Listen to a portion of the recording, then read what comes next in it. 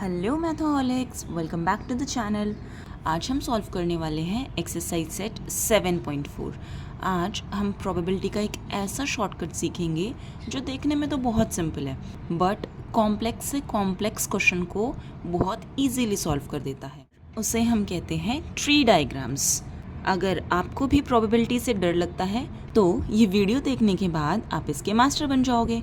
सो जल्दी से like button press करो, सब्सक्राइब कर लो और चलो शुरू करते हैं। सबसे पहले बात करते हैं ट्री डायग्राम होता क्या है और हम इसको यूज़ क्यों करते हैं। देखो, हमने लास्ट एक्सरसाइज में क्वेश्चंस किए थे, उनमें हमने एक कॉइन को टॉस किया था, एक डाई को टॉस किया था, तो वहाँ पे हमें आउटकम्स पता करना बहुत ईजी था। लेकिन अगर हम 2 कॉइन्स एक साथ टॉस करें, 3 कॉइन्स एक साथ टॉस करें, तो उसके लिए हमारी जो आउटकम्स हैं वो थोड़े कॉम्प्लेक्स बन जाएंगे। तो उसके लिए हम यूज़ करते हैं ट्री डायग्राम्स। जैसे देखो, हमने यहाँ पे एक कॉइन को 2 बार ही टॉस करना है, तो जब हमने फर्स्ट टाइम कॉइन को टॉस किया तो हेड्स आया या टेल्स आया। इन दोनों में से कोई भी पॉसिबिलिटी हो सकती है। हेड्स आने की भी पॉसिबिलिटी 1/2 है और टेल्स आने की भी प्रोबेबिलिटी 1/2 है। लेकिन जब हम सेकेंड टाइम टॉस करेंगे तो कुछ बच्चे कंफ्यूज हो सकते हैं कि अब क्या आएगा, एक बार तो हेड आ गया, अब क्या आएगा। तो बच्चों देखो, कॉइन तो सेम ही है ना, साइड भी उसकी सेम ही है, 2 साइड्स ही हैं। एक बार ही हेड आ गया तो दोबारा जब हम उसको टॉस करेंगे तब भी तो हेड या टेल्स आ सकता है ना।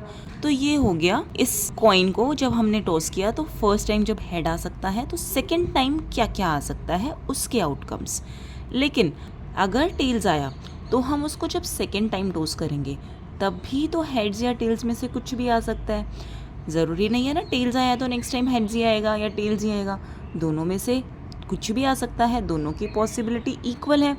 तो यहाँ पे सेकेंड टाइम्स में हेड्स या टेल्स आ सकता है। अब इतना तो आपको पता चल गया, लेकिन अब आप इसके आउटकम्स लिखोगे तो वो लिखना आपके लिए बहुत ईजी हो जाएगा। अब जैसे देखो, यहाँ पे हमने कॉइन को जो फर्स्ट टाइम टॉस किया तो हेड आया, सेकेंड टाइम टॉस किया तो हेड आया। हमें बेसिकली लाइन्स के अलॉन्ग चलना है। तो फर्स्ट टाइम में जब हेड आया और सेकेंड टॉस में टेल आया तो आउटकम बन जाएंगे हेड्स और हेड्स। वैसे ही अगर फर्स्ट टॉस में हेड्स आया और सेकेंड टॉस में टेल्स आया तो आउटकम हो जाएगा हेड्स एंड टेल्स। और अगर फर्स्ट टॉस में टेल्स आया और सेकेंड टॉस में हेड्स आया तो आउटकम्स हो जाएंगे टेल्स एंड हेड्स।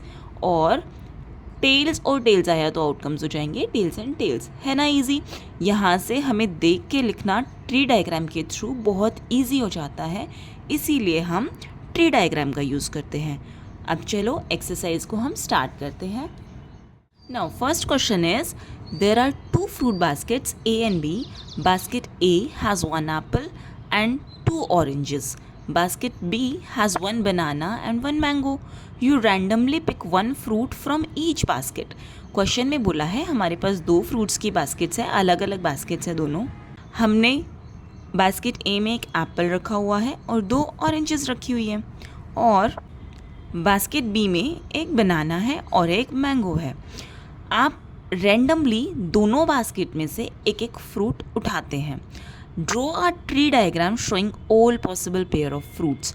अब आप कैसे कैसे उसके पेयर्स बना सकते हैं। अब देखो, हमारे क्वेश्चन में गिवन था कि बास्केट ए में 1 एप्पल है और 2 ऑरेंजेस हैं, बास्केट बी में 1 बनाना है और 1 मैंगो है। अब हमें ट्री डायग्राम बनाने के लिए सबसे पहले जो गिवन है वो लिखना होगा। एक तो बास्केट ए गिवन है और एक बास्केट बी गिवन है, ठीक है। और यहाँ से हमें इनके आउटकम्स फाइंड आउट करने हैं। आउटकम्स, अब देखो, ट्री डायग्राम बनाने के लिए हमने यहाँ पे बास्केट ए लिख ली, बास्केट बी लिख ली और यहाँ पे आउटकम्स लिख ली। अब हमें करना क्या है, बेसिकली हमें यही तो चेक करना है ना कि जब हम बास्केट ए में से कोई भी फ्रूट निकालेंगे तो हमारे पास क्या क्या आ सकता है, बास्केट बी में से कोई भी फ्रूट निकालेंगे तो क्या क्या आ सकता है। बस हमें ये पॉसिबिलिटीज़ ही लिखनी है। तो सबसे पहले तो हम बास्केट ए में से चूज़ करते हैं। तो बास्केट ए में से जब हम चूज़ करेंगे तो हमारे पास या तो एक एप्पल आ सकता है, ठीक है, यहाँ पे देखो, एप्पल या फिर ऑरेंज 1 या फिर ऑरेंज 2, 3 चीज़ें हैं। और यहाँ पे बनाना है और मैंगो है, ओके। तो जब हम बास्केट 1 में से सेलेक्ट करते हैं तो हमारे पास एप्पल आ सकता है, या फिर फर्स्ट ऑरेंज आ सकती है, या फिर सेकंड ऑरेंज आ सकती है। बास्केट 1 में से हमारे पास चूज़ करने के लिए 3 पॉसिबिलिटीज़ है, ठीक है। अब बास्केट बी में से चूज़ करने के लिए हमारे पास या तो बनाना आ सकता है या फिर मैंगो आ सकता है। सपोज़ हमने फर्स्ट टाइम पे एप्पल उठाया, तो जब हम सेकंड टाइम पे कोई चीज़ उठाएंगे तो उसमें से या तो बनाना आएगा या फिर मैंगो आएगा। ऐसे ही जब अगर हमने फर्स्ट ऑरेंज को उठाया फर्स्ट बास्केट में से, तो सेकंड बास्केट में से या तो हम बनाना उठा सकते हैं या तो हम मैंगो उठा सकते हैं। और थर्ड केस में भी यही हो जाएगा, या तो बनाना आ सकती है या फिर मैंगो आ सकता है, ठीक है। तो हमारे आउटकम्स क्या क्या हो जाएंगे? एप्पल के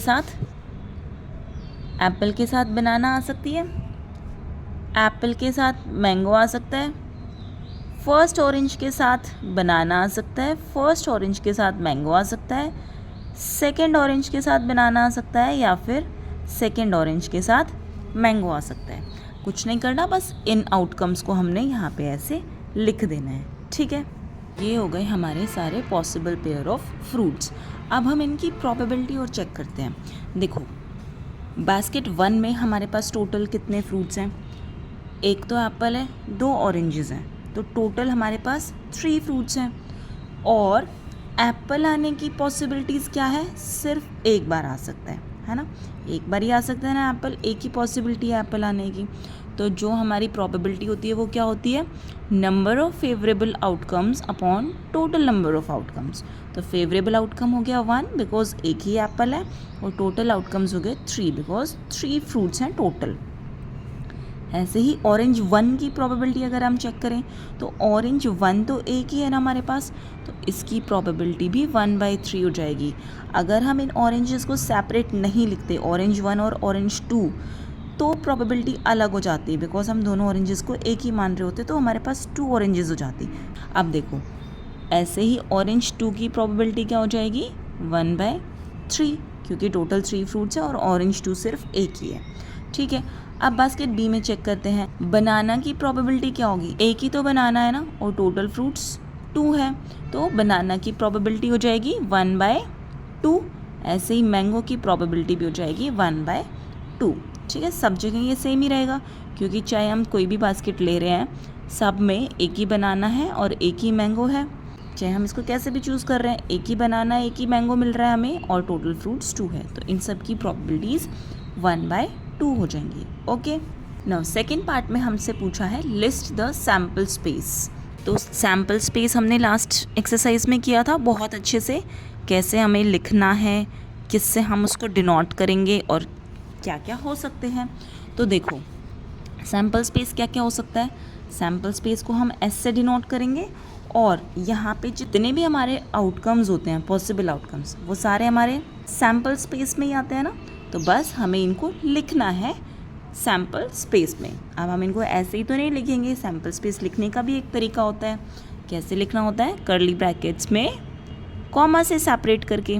तो या तो ए बी हो सकता है, या फिर एप्पल मैंगो हो सकता है, या फिर ऑरेंज 1 और बनाना हो सकता है, या फिर ऑरेंज 2 और बनाना हो सकता है, या फिर ऑरेंज 1 और मैंगो हो सकता है, या फिर ऑरेंज 2 और मैंगो हो सकता है, और कर्ली ब्रैकेट्स क्लोज।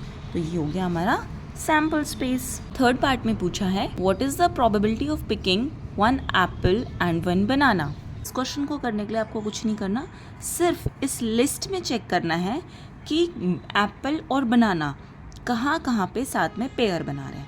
तो यहाँ पे देखो, यहाँ पे है एक एप्पल और बनाना, और कहीं है नहीं ना, तो सिर्फ एक पेयर बन रहा है। और टोटल आउटकम्स हमारे पास कितने हैं? 1 2 3 4 5 6, टोटल आउटकम्स हमारे पास 6 है। तो प्रोबेबिलिटी ऑफ एप्पल एंड बनाना क्या हो जाएगी? 1/6, क्योंकि एक ही ऐसा पेयर बन रहा है हमारे पास पूरे सैम्पल स्पेस में जहाँ एप्पल और बनाना एक साथ हम चूज़ कर रहे हैं, okay. Second question is let us say that you have a box containing 3 red pens, 4 black pens and 2 green pens. You pick a pen without looking from the box and put it back. Then your friend does the same. अब देखो इस question में सबसे पहले कह क्या रहा है, आपके पास एक बॉक्स में 3 रेड पेन्स है, 4 ब्लैक पेन्स है और 2 ग्रीन पेन्स है. आपने एक पेन उठाया और बिना देखे उठाया है, ऐसे ही हाथ डाला बॉक्स में और आपने एक पेन उठा लिया. अब वापस रख लिया आपने देख के उसको, ठीक है, आपने उसको देखा आपने कौन सा कलर का पेन उठाया है और आपने वापस से उसको बॉक्स में रख दिया. अब आपकी फ्रेंड की बारी आती है. अब टोटल जितने पेन थे उतने ही रहेंगे. उन्हीं टोटल पेन में से आपका फ्रेंड भी एक पेन उठाता है और वो भी फिर चेक करता है कौन सा कलर है. तो हमें बताना है what are the possible outcomes of the pen colours. Can you draw a tree diagram representing the possible outcomes. तो कितने पॉसिबल आउटकम्स बन सकते हैं जो आप दोनों पेन उठाते हो उनके कलर कॉम्बिनेशंस के, ठीक है. और हमें इसका ट्री डायग्राम भी बनाना है. चलो देखते हैं. तो जो पहले क्वेश्चन में गिवन है सबसे पहले वो लिख लेते हैं. 3 रेड पेन्स हैं, 4 ब्लैक पेन्स हैं और 2 ग्रीन पेन्स हैं. अब सबसे पहले आप उठाओगे तो आपके पास क्या क्या पॉसिबिलिटीज़ है आने की. या तो आप रेड पेन उठा सकते हो पूरे बॉक्स में से, या फिर ब्लैक उठा सकते हो, या फिर ग्रीन भी उठा सकते हो. तीनों पॉसिबिलिटीज़ है ना. आपने बॉक्स में हाथ डाला, आपको रेड पेन मिल गया, ठीक है, आपने देखा रेड पेन है, आपने वापस से रख दिया. अब आती है आपके फ्रेंड की बारी उठाने की. तो अब आपके फ्रेंड के पास कितनी चॉइसेस बच जाएंगी. उसके पास भी तो तीनों चॉइसेस है ना. रेड भी उठा सकता है, ब्लैक भी उठा सकता है, ग्रीन भी उठा सकता है, क्योंकि बॉक्स में तो सारे पेन्स अवेलेबल है ना. आपने उठाया, देखा और वापस से रख दिया. तो जब वो उठाएगा तो वो भी तो रेड, ब्लैक या ग्रीन इन तीनों में से कोई भी पेन उठा सकता है ना. ऐसे ही अगर आपने ब्लैक पेन उठाया होता तब भी उसके पास 3 पॉसिबिलिटीज़ ही होती, रेड, ब्लैक या ग्रीन की. और ग्रीन पेन उठाया होता आपने तब भी उसके पास 3 पॉसिबिलिटीज़ होती, रेड, ब्लैक या ग्रीन की. ओके, ये वाला स्टेप समझ में आया ना. इमेजिन करो इस सिचुएशन को. जितना आप प्रोबेबिलिटी में इमेजिन कर सकते हो ना उतना आपको ईजी लगेगा. अब आप बैग में सोचो 3 कलर के पेन है, अगर आपने रेड पेन उठा लिया और देख के वापस रख दिया, फिर अब अगर आपके फ्रेंड की बारी आएगी तो उसके पास भी तीनों कलर के पेन्स अवेलेबल होंगे, वो इन तीनों में से कोई भी उठा सकता है, ठीक है. तो अब यहाँ पे देखो आउटकम्स क्या क्या हो जाएंगे. या तो आप दोनों ने रेड उठाया हो, या आपने रेड उठाया, फ्रेंड ने ग्रीन उठाया, आपने रेड उठाया, फ्रेंड ने ब्लैक उठाया, आपने ब्लैक उठाया, फ्रेंड ने रेड उठाया, आपने ब्लैक, फ्रेंड ने भी ब्लैक उठाया, आपने ब्लैक, फ्रेंड ने ग्रीन उठाया, आपने ग्रीन उठाया, फ्रेंड ने रेड उठाया, आपने ग्रीन उठाया, फ्रेंड ने ब्लैक उठाया, और आपने ग्रीन उठाया और फ्रेंड ने भी ग्रीन उठाया. तो ये सारे हमारे टोटल पॉसिबल आउटकम्स हो जाएंगे, ठीक है. अब इनकी प्रोबेबिलिटी और चेक करते हैं. देखो रेड की प्रोबेबिलिटी क्या होगी. रेड टोटल कितने पेन्स हैं. प्रोबेबिलिटी होती है number of favourable outcomes upon total number of outcomes. तो फेवरेबल आउटकम्स यानी कि रेड पेन हमारे पास कितने हैं, ओनली 3. और टोटल पेन्स कितने हैं, 3 + 4 + 2 यानी कि 9. तो रेड की प्रोबेबिलिटी तो हो गई 3/9. ऐसे ही ब्लैक की प्रोबेबिलिटी, लास्ट क्वेश्चन में तो सारे एक एक थे इसलिए 1/3 थी. यहाँ पे देखो ब्लैक पेन 4 है तो यहाँ पे पॉसिबल आउटकम्स इसके 4 हो जाएंगे, वो टोटल 9 रहेगा. ओके, सिमिलरली ग्रीन का देखो, ग्रीन पेन 2 है ना, तो पॉसिबल टोटल यहाँ पे 2 हो जाएगा और यहाँ पे 9 आ जाएगा, ठीक है. ये प्रोबेबिलिटीज़ हमने निकाल ली. अब यहाँ पे देखो, यहाँ पे रेड की प्रोबेबिलिटी चेंज होगी नहीं ना, चाहे आपने उठाया हो चाहे फ्रेंड ने उठाया हो. टोटल रेड पेन तो 3 थे और टोटल नंबर ऑफ पेन्स 9 ही रहेंगे, है ना, क्योंकि आपने उठाया और उठा के वापस से रख दिया, उसको अपने पास नहीं रखा. तो यहाँ पे भी 3/9 हो जाएगा, ब्लैक की 4/9 हो जाएगी और ग्रीन की 2/9. सिमिलरली यहाँ पे सब जगह सेम रहेगी इनकी प्रोबेबिलिटीज़. तो ओके, बस फर्स्ट पार्ट हमारा फिनिश, क्योंकि हमसे सैम्पल स्पेस नहीं पूछा, इसमें सिर्फ आउटकम्स लिखने बोला था और ट्री डायग्राम बनाने बोला था. ओके, और अगर सैम्पल स्पेस लिखने बोलते हैं तो हम क्या करते हैं, कर्ली ब्रैकेट्स लगाते हैं, इन सारों को हम कॉमा से सेपरेट करके लिख देते हैं बस. तो यहाँ पे हमारे पास टोटल 9 कॉम्बिनेशंस बन गए, ठीक है. अब सेकेंड पार्ट में आता है एक twist. Can you use the tree diagram to guess the probability that both you and your friend pick pens of the same color? अब यहाँ पे सेम कलर की प्रोबेबिलिटी पूछी है हमें। अब यहाँ पे चेक करो, हमें सेम कलर कब कब मिलेगा, जब या तो दोनों रेड होंगे, दोनों ने रेड उठाया होगा तब मिल सकता है, दोनों ने ब्लू कलर उठाया होगा तब मिल सकता है, और दोनों ने ग्रीन कलर उठाया होगा तब मिल सकता है। तो ये पॉसिबिलिटीज़ हो जाएंगी हमारे पास। तो ये सारी पॉसिबिलिटी, ये 3 पॉसिबिलिटीज़ हो जाएंगी हमारे पास। कौन सी? या तो दोनों ने रेड उठाया हो, या फिर दोनों ने ब्लैक उठाया हो, या फिर दोनों ने ग्रीन उठाया हो। 3 पॉसिबिलिटीज़ है। अब दोनों के रेड उठाने की पॉसिबिलिटी क्या है, आपने भी रेड उठाया और इसने भी रेड उठाया, तो दोनों की प्रोबेबिलिटी मल्टीप्लाई हो जाती है। ठीक है, रेड आने की, जब आपने उठाया रेड, तो रेड आने की पॉसिबिलिटी 3/9 है, और जब आपके फ्रेंड ने रेड उठाया तो उसकी भी तो पॉसिबिलिटी 3/9 ही है ना, क्योंकि पेन तो सेम ही है ना, रेड भी उतने ही है और टोटल नंबर ऑफ आउटकम्स भी उतने। तो ये हो जाएगा 3/9 इंटू 3/9। यहाँ पे हमें मल्टीप्लाई करना होता है। जब हम कोई भी काम एक साथ कर रहे होते हैं ना, एक के बाद एक, तब हम मल्टीप्लाई का यूज़ करते हैं। ठीक है, तो यहाँ पे ब्लैक की चेक करते हैं। ब्लैक जब आपने उठाया तो प्रोबेबिलिटी 4/9 हो जाएगी, और जब आपके फ्रेंड ने उठाया तब भी 4/9 हो जाएगी। ऐसे ही अगर आपने ग्रीन उठाया तो प्रोबेबिलिटी 2/9 हो जाएगी, और जब आपके फ्रेंड ने उठाया तो तब भी प्रोबेबिलिटी 2/9 हो जाएगी। अब ये तो हमने तीनों की अलग अलग निकाल ली, लेकिन इन्हें एक साथ लिखने के लिए हम क्या करेंगे, ये हो जाएगा 9/81, ये हो जाएगा 16/81, और ये हो जाएगा 4/81। ठीक है, अब तीनों सेम कलर के आंसर्स को हम ऐड कर देंगे। ठीक है, तो यहाँ पे probability of same colour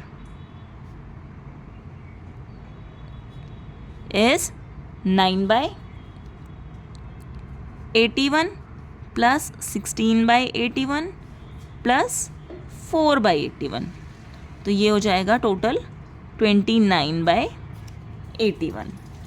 okay, तो 29/81 चांस है आपका और आपके दोस्त का पेन कलर मैच कर जाए। बस इसमें आपको इतना ध्यान रखना है कि यहाँ पे आप मल्टीप्लाई करोगे, और जब तीनों की प्रोबेबिलिटीज़ निकल जाएगी उसके बाद आपने ऐड करना है। ठीक है, देखो अब आप लोग यहाँ पे कंफ्यूज होंगे कि हमने यहाँ पे मल्टीप्लाई किया, यहाँ पे हमने ऐड किया, ऐसा हमने क्यों किया। तो देखो, रेड और रेड दोनों एक साथ पेन निकल रहे थे, तो जब भी हम कोई भी प्रोबेबिलिटी निकालने के लिए एक साथ काम करते हैं तो हम मल्टीप्लाई का यूज़ करते हैं। लेकिन एक काम ख़त्म होने के बाद, कंप्लीट होने के बाद हमें दूसरा काम करना होता है, तब हम उसके लिए एडिशन करते हैं। अब यहाँ पे आपके और आपके फ्रेंड की दोनों की रेड कलर निकालने की पॉसिबिलिटीज़, आपने भी रेड निकाला और आपके फ्रेंड ने भी रेड निकाला, तो दोनों मल्टीप्लाई हो जाएंगे। लेकिन उसके बाद आपने दूसरी प्रोबेबिलिटी निकाली है कि या फिर और या का डिफरेंस होता है। जब हम एंड का यूज़ करते हैं ना, देखो एंड जहाँ आता है ना वहाँ मल्टीप्लिकेशन होता है, और जहाँ आता है वहाँ पे एडिशन होता है। अब रेड रेड की प्रोबेबिलिटी निकाली तो आपका भी रेड आया एंड आपके फ्रेंड का भी रेड आया, तो आपने मल्टीप्लिकेशन का साइन लगाया। आपका भी ब्लैक आया, आपके फ्रेंड का भी ब्लैक आया, तो भी आपने मल्टीप्लिकेशन का साइन लगाया। आपका भी ग्रीन आया और आपके फ्रेंड का भी ग्रीन आया, तो मल्टीप्लिकेशन लगेगा। लेकिन यहाँ पे देखो, आपका और आपके फ्रेंड का रेड आ सकता है, या फिर आपका और आपके फ्रेंड का ब्लू आ सकता है, या फिर आपका और आपके फ्रेंड का ग्रीन आ सकता है। तो यहाँ पे हमने या का यूज़ किया है ना, तो या का जब भी हम यूज़ करेंगे तो और यानी कि एडिशन आएगा, और एंड जब भी हम यूज़ करेंगे तो मल्टीप्लिकेशन आएगा। ओके, कंफ्यूज मत होना, इसमें बहुत अच्छा कॉन्सेप्ट है ये। आई होप आपको ये सारी चीज़ें समझ में आई होगी, और अगर आपने ट्री डायग्राम को एक बार समझ लिया ना, तो प्रोबेबिलिटी का कोई भी क्वेश्चन बहुत ईजी लगेगा आपके लिए। सारी चीज़ें बहुत क्रिस्टल क्लियर हो जाएगी, क्योंकि यहाँ पे सारी चीज़ें एकदम साफ साफ दिखाई देती हैं हमें, कहाँ से क्या हमारे आउटकम्स आ सकते हैं। ठीक है, तो अगर आज का वीडियो आपको पसंद आया और आपको इससे हेल्प मिली, और अगर आपके कॉन्सेप्ट्स क्लियर हुए हों, तो इस वीडियो को एक बड़ा सा थम्स अप ज़रूर देना। कमेंट करके बताना आपको ये वीडियो कैसी लगी, और अपने दोस्तों के साथ शेयर करना मत भूलना। कीप प्रैक्टिसिंग, कीप रॉकिंग, और मिलते हैं नेक्स्ट वीडियो में।